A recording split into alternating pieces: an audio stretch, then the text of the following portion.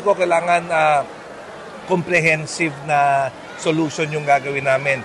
Pagka nag-allocate ako para dun sa pag-aayos nga ng San Juan River, hindi pa pwedeng sa District 4 lang. Kasi tumatawid rin ng District 1 yung San Juan River. And Congressman Atayde has to also allocate para tuloy-tuloy yung gawa, hindi patsi-patsi.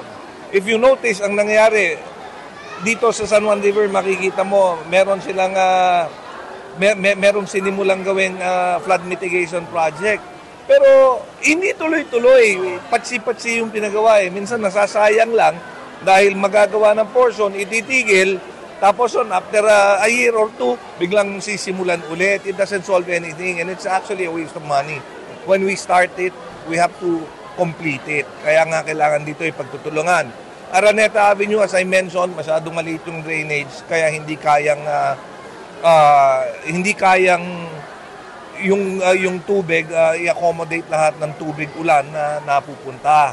Merong solution diyan eh. In fact, yung kailangan diyan hindi pwedeng mga culvert lang eh. Kailangan it's either the box culvert o yung 3-meter diameter na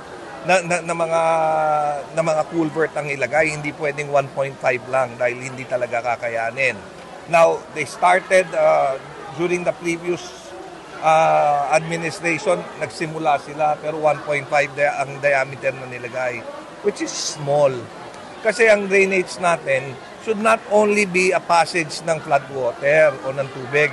Kailangan parang water catchment rin siya eh, na yung mga tubig na nasa kalsada has to be accommodated underground.